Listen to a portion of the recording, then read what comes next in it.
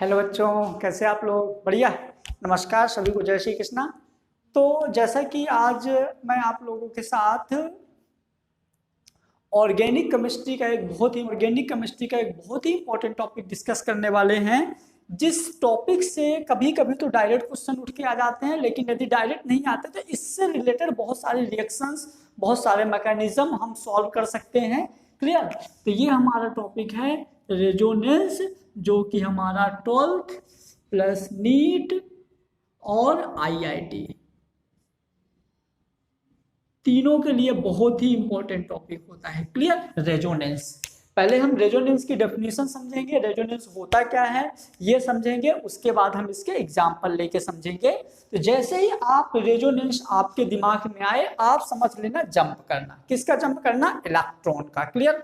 जैसे आपके दिमाग में क्लिक करे, जैसे कहीं भी आप वर्ड सुनो कि रेजोनेंस, व्हाट इज रेजोनेंस, इसमें रेजोनेंस होना है, बेंजीन में रेजोनेंस होना है, क्लोरोबेंजीन में रेजोनेंस होना है, इथाइलिन में रेजोनेंस होना है, एनिलीन में रेजोनेंस होना है। यदि आप कहीं भी रेजोनेंस नाम का टॉपिक सुनो तो रेजोनेंस मतलब सीधी सी बात आप समझ जाना, जंप करना। क्या? जंप करना। क्या जंप करेगा? इलेक्ट्रॉन। ठीक है, अभी हम और अच्छे से इसको समझेंगे। तो सबसे पहले यदि हम रेजोनेंस की डेफिनेशन समझें तो रेजोनेंस की डेफिनेशन देखिए, it is permanent effect involve complete transfer of electron. It is permanent effect involve complete transfer of electron. मैंने बोला इलेक्ट्रॉन का कंप्लीट ट्रांसफर हमारा रेजोनेंस होगा। क्लियर? उसके बाद यदि हम रेजोनेंस की डेफिनेशन की बात करें, इफ एनी कंपाउंड्स और आयन, कोई कंपाउंड हो सकता है या आयंस हो सकते हैं। कंपाउंड होगा तो इलेक्ट्रॉन होगा, आयन होगा तो नेगेटिव आयंस होगा। Can be represented by the more than one electronic arrangement. Clear? एक से ज्यादा इलेक्ट्रॉनिक अरेंजमेंट हो, मतलब एक तो होना ही चाहिए electronic arrangement, then there arrangement are called resonating. ये जो अरेंजमेंट है, ये हमारा अरेंजमेंट रेजोनेटिंग है या कि कॉन्ट्रीब्यूटिंग है। This phenomena is known as resonance. Clear? मतलब किसी भी कंपाउंड्स में या आयंस में इलेक्ट्रॉन का जब ट्रांसफर होता है तो जो इलेक्ट्रॉन का अरेंजमेंट है, वो अरेंजमेंट हमारा जो होता है रेजोनेटिंग होती है या कॉन्ट्रीब्यूटिंग होती है, और इसी फिनोमिना को हम बोलते हैं रेजोनेंस। क्या बोलते हैं? रेजोनेंस। क्लियर?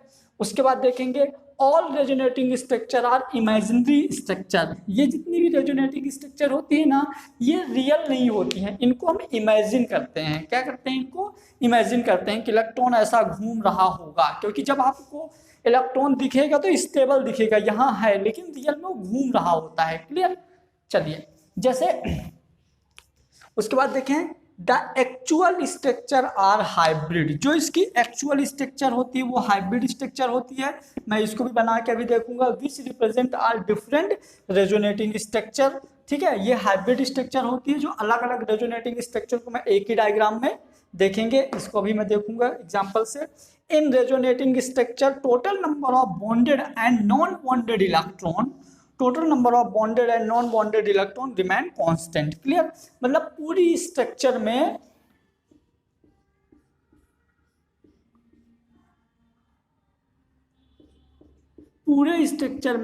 जो टोटल बॉन्डेड और नॉन बॉन्डेड इलेक्ट्रॉन रहेंगे वो कांस्टेंट रहेंगे, मतलब जितने इलेक्ट्रॉन पहले थे उतने बाद में भी रहेंगे। In resonating structure all the atoms are localised but some electron delocalised, है ना। इस रेजोनेटिंग स्ट्रक्चर में ऑल एटम आर, सारे एटम्स जो होते हैं वो लोकलाइज्ड होते हैं, और इलेक्ट्रॉन डीलोकलाइज्ड मतलब एटम फिक्स होते हैं। डीलोकलाइज मतलब घूमता रहता है। क्लियर? उसके बाद हम देखें the orbit which involve in resonance must be coplanar. जो ऑर्बिट रेजोनेंस में इन्वॉल्व होगा वो हमारा कोप्लेनर होगा। क्लियर? तो ये हो गई हमारी रेजोनेंस की डेफिनेशन। अब जो मैंने यहाँ पे आपको डिफाइन किया है, इसी को मैं कुछ एग्जांपल्स के साथ आप लोगों से डिस्कस करेंगे, समझिएगा, बहुत मजा आएगा। चलिए डिस्कस करते हैं। तो सबसे पहले हम देख लेते हैं,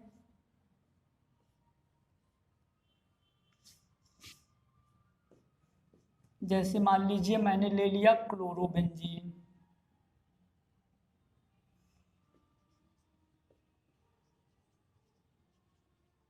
क्या ले लिया, क्लोरोबेंजीन। क्लियर। अब क्लोरोबेंजीन में हमको इसकी रेजोनेटिंग स्ट्रक्चर ड्रॉ करना है। तो क्लोरोबेंजीन में देखिए क्लोरीन के ऊपर 7 इलेक्ट्रॉन, तो 1 2 3 4 5 6 7 इलेक्ट्रॉन। क्लियर। अब ये क्लोरोबेंजीन का जो इलेक्ट्रॉन का एक पेयर है ये हमारा यहाँ आ गया, तो ये वाला बॉन्ड उठ के यहाँ आ जाएगा। क्लियर। तो इसका रेजोनेटिंग स्ट्रक्चर कुछ ऐसा बन जाएगा। ये बॉन्ड, ये जब लोन पेयर यहां पे आया तो यहां पे डबल बॉन्ड बन जाएगा। यहां पे देखिए 2 लोन पेयर उठ के यहां आ गया, तो ये लोन पेयर कम हो गया, मतलब यहाँ पॉजिटिव हो गया। और ये वाला बॉन्ड हमारा, ये दोनों तो पहले जैसे रहने दो, और ये वाला बॉन्ड हमारा उठ के यहाँ आया तो यहाँ पे नेगेटिव चार्ज दे दिया। क्लियर। ये उठ के यहाँ तो नेगेटिव चार्ज दे दिया। उसके बाद अब क्या होगा, नेक्स्ट रेजोनेटिंग स्ट्रक्चर, इस नेगेटिव चार्ज को आप यहाँ भेज दो और इस बॉन्ड को उठा के इस कार्बन पे भेज दो, तो आपका ये क्या हो जाएगा, ये यहाँ पे इसको रहने दो Cl, ये वाला माइनस आपका यहाँ आके बॉन्ड बना दिया, ये वाला बॉन्ड उठ के यहाँ माइनस बना दिया, इसको पहले जैसे रहने दो। क्लियर। चलिए अब इस माइनस को यहाँ पे ले जाके बॉन्ड बनाइए और इसको यहाँ माइनस चार्ज हो जाएगा, तो ये क्या हो जाएगा हमारा, कुछ ऐसा हो जाएगा।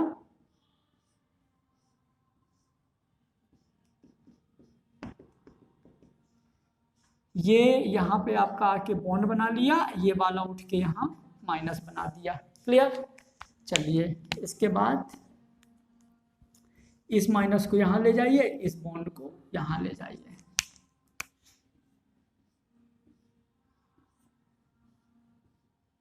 तो ये हमारा सिंगल बॉन्ड हो गया।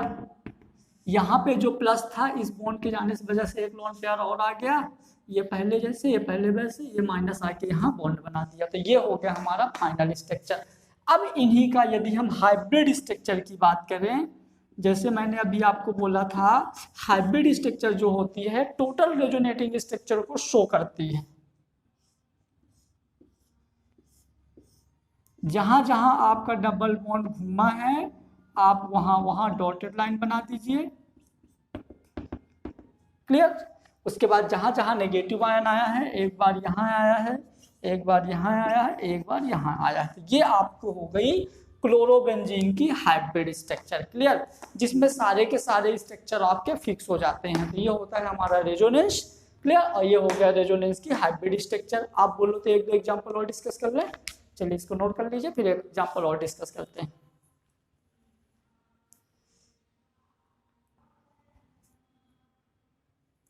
चलिए अब हम लेते हैं बेंजीन के ऊपर मैंने जब NH2 जोड़ देते हैं तो हम इसको एनिलीन बोलते हैं।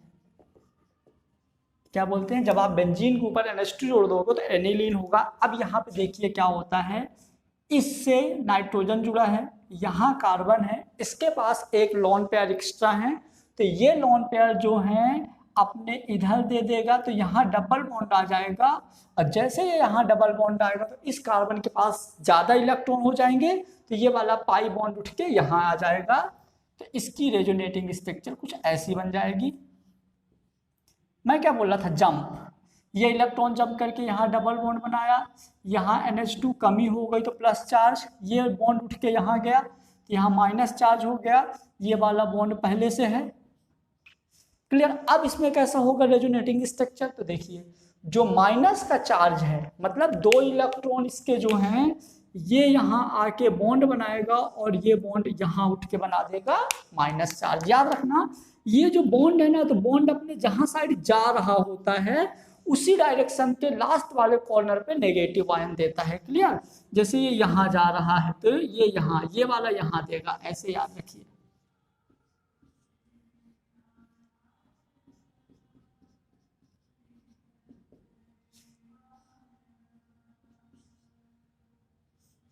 ये ठीक है। उसके बाद ये उठ के यहाँ और ये यहाँ,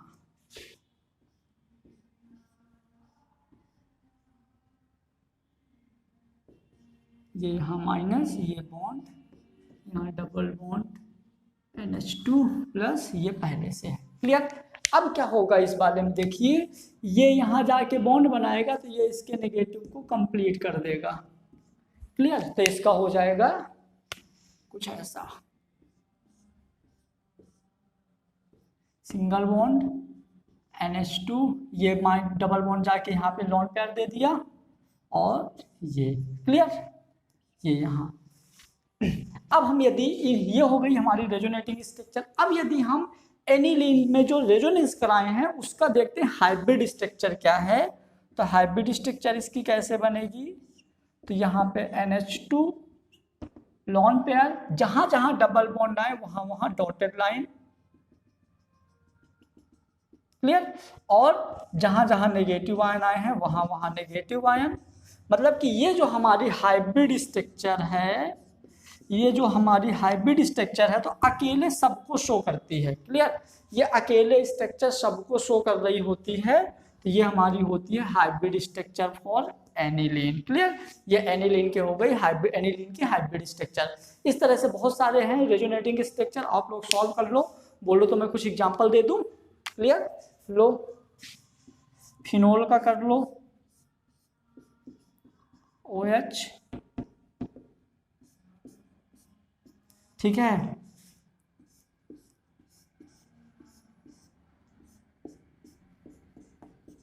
CH2, इन दोनों का रेजोनेटिंग स्ट्रक्चर सॉल्व कर लो। सॉल्व करके मेरे को भेज देना कमेंट बॉक्स में। क्लियर, बाकी यदि आपको रेजोनेंस में कोई भी प्रॉब्लम हो तो आप कमेंट बॉक्स में कमेंट करके बता दीजिए, वो सारे प्रॉब्लम्स को आपको जो भी मतलब उसका सोल्यूशन होगा आपको आंसर मिल जाएगा। क्लियर, चलिए थैंक यू सो मच।